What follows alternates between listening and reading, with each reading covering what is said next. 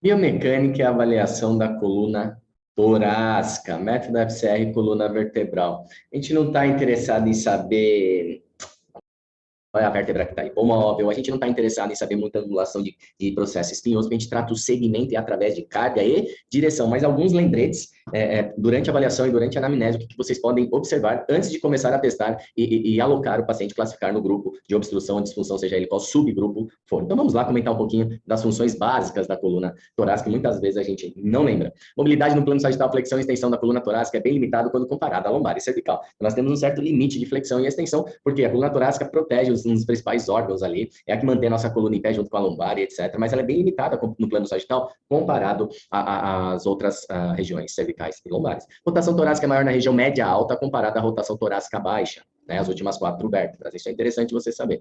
A inclinação lateral pequena comparada à lombar e à cervical. A inclinação é maior na torácica média e baixa. Então, quando a dor for torácica, o que isso implica para você, doutor? Quando a dor for torácica baixa, ela vai irradiar aqui embaixo, ó, vai parecer uma dor de vesícula, ok? Uma região abdominal média ali. Você vai acessar, quando for componente lateral, você vai acessar mais com inclinação, vocês vão ver na aula de obstrução lateral da coluna torácica. E se for uma dor que vem mais para o peito aqui, ó, parecendo um infarto, uma dor cardíaca ali, né? Uma disfunção. Muita gente faz eletro, uns 2, 3, achando que realmente está infartando, porque é uma dor muito forte que irradia para o peito, processo tifoide, etc. Nós vamos acessar o componente lateral através da rotação da coluna torácica média alta. Então, as articulações, é importante entender que muitos pacientes com as disfunções obstrutivas lá, ao inspirar, vai sentir dor, então aquele paciente vai falar baixinho, porque as costelas aqui no desenho se articulam no processo transversal, uma das articulações ali da coluna torácica e entre as costelas, ok? E as costelas se articulam anteriormente ao externo, ok? Então, por isso, muitos pacientes podem sentir uma dor referida até o externo ali, né? Ou por pequenas obstruções anteriores ou posteriores, enfim. Então, é importante esse conceito básico. Quando o paciente fala assim para você, estou com uma dor entre as escápulas, por exemplo, você respira fundo. Não, não dói nada.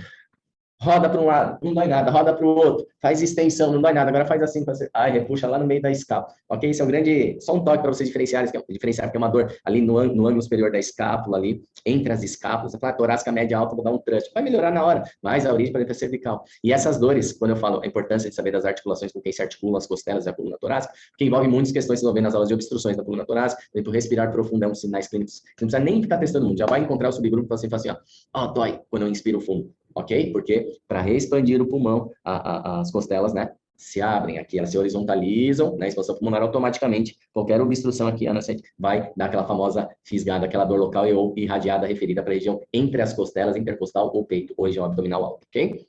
Então, as articulações, só para vocês verem, costas transversárias aqui, ó, as costelas, costela processo transverso, a costela também se articulando anteriormente aqui, né? Isso é importante vocês entenderem. Articulação da cabeça da costela, então, o movimento de inspirar, rodar, todo momento que a costela e a torácica fizerem, vai refletir a dor referida do paciente. Né? Então, ligamento costa-clavicular. Então, tem bastante coisa aqui na parte da anatomia, né? Olha quantos ligamentos aqui que se articulam. Então, pode ter ali disfunções, sim, quando muito tempo de rigidez, de imobilização após uma fratura e cunha, pós-cirúrgico, por exemplo, de lombar, o paciente usou colete DILT ou lombar alto, que imobiliza torácica média baixa, ou seja, uma condição de imobilização crônica com muito tempo acamado, pode gerar rigidez articular, ligamentar, gerando uma disfunção que você vai ter que remodelar, sim, também. Então, característica do envelhecimento cardio intradiscal, a cifose torácica aumenta, né, com a idade, a pressão intradiscal, as intradiscais são altas, tá? Em pé e segurando o peso, é menor sentado, olha que interessante. Diferente da coluna cervical e lombar, que são influenciadas pela flexão mantida.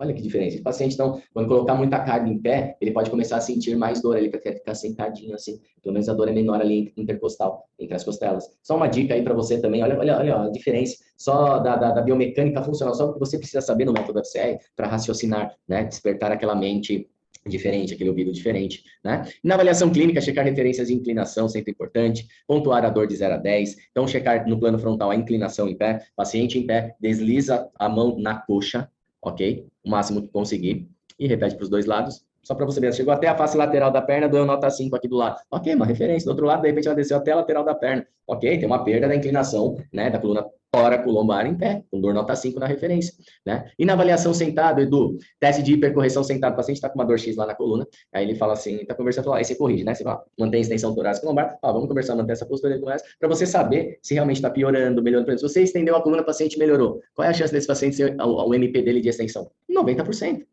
Então, vai pegando essas dicas assim simples, rápidas, ok? Checar se a dor centralizou ou não, com a extensão mantida assentado. Caso piore ou fique igual, vamos continuar para os testes de movimentos, né? Se sim, provavelmente obstrução posterior e você, só o fato de você estender o paciente, conversar com ele em posição mais ereta, já começa a dar pistas para você. Sentado, o que eu avalio também, não é? Movimento de rotação, então vocês vão perceber que a rotação, inclinação e extensão normalmente estão obstruídas com dor. Diferentes dores, ou referida até a costela, ou tal movimento só dói a central ali no meio da coluna torácica, enfim. Na avaliação sentada, avaliar ADM e dor nas rotações. Normalmente existe uma dor limitante para um ou ambas rotações associada à perda de ADM. Normalmente para a rotação ipsilateral a dor. Tem mais dor e um pouquinho mais de limitação, não é uma regra. E contralateral ele vai um pouquinho, mas dói um pouquinho também. Então ele tem uma liberdade de movimento mais de rotação para o lado assintomático. Não é uma regra, mas normalmente o comportamento da avaliação em rotação é assim. Existe perda da ADM associada à dor de extensão, ok? Então você vai avaliar, né? Isso tem uma progressão de carga filmadinho lá, entrelaçados os dedos na região da cervical. Sem ficar fazendo assim com o pescoço, só apoia, fecha aqui e estende. Vocês passam aí, vocês vão sentir uma grande pressão na coluna torácica, ok? Ela vai ver que é bem limitada aqui, ok? O que você pode fazer numa estratégia de carga, que eu vou falar nas obstruções lá? Abrir um pouquinho o braço. Você vai ver, faz esse teste, você vai ver que já vai mais. Quanto mais fechadinho aqui, mais carga e mais pressão na obstrução. Então, normalmente, a extensão, ela também está obstruída e dolorosa, e é legal você avaliar antes, isso são referências, antes de você começar a testar fazer a famosa extensão torácica diagnóstica. A gente sempre começa pela extensão, assim como na lombar e na cervical. Uma avaliação muito importante, o paciente está sentado com dor, respira o mais profundo que você puder. Ele faz assim. Aí ele faz, ok, solta o ar, doeu, doutor, nota 4 aqui. Ele põe a mão no desenho, respira mais fundo. Dói bem lá mesmo. Então, a respiração profunda, a inspiração profunda, como o pulmão tem que se expandir, ok, as costelas têm que fazer esse movimento, elas se horizontalizam, né, acompanhando a expansão pulmonar. E aí o paciente sente a dor referida. Ao andar depressa, também em alta velocidade, sente mais dor, tem que ventilar. Aumenta a frequência respiratória automaticamente, onde tem como a costela se articula lá no corpo vertebral e no processo transversal. A obstrução também gera dor, ok? Cuidado com as bandeiras vermelhas, gente. Eu pego, às vezes, seja fratura, seja doenças metastáticas. Então, as bandeiras vermelhas clássicas, condição clínica a qual não responde aos movimentos mecânicos associados a outros fatores clínicos.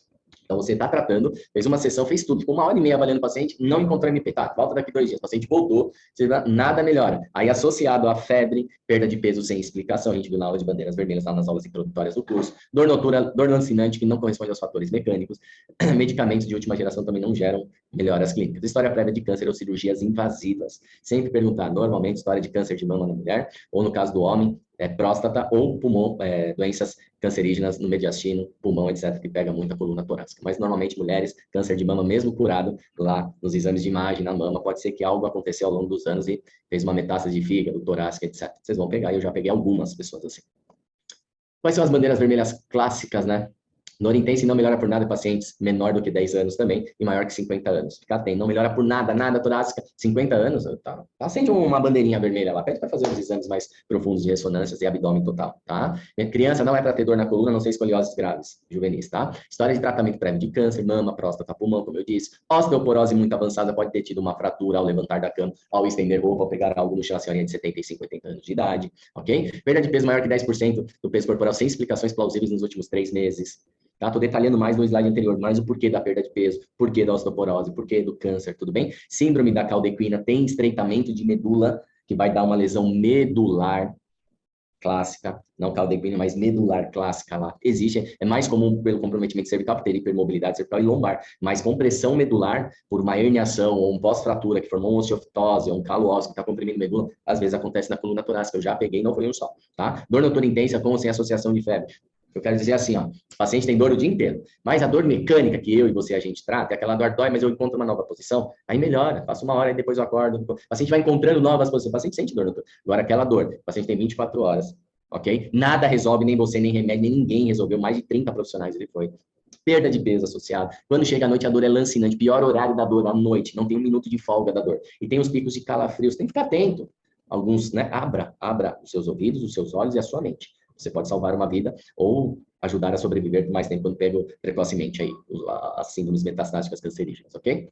Essa é a aula introdutória de como avaliar e entender as questões da coluna torácica básica, sem entender de biomecânica, anatomia, angulação da... A gente não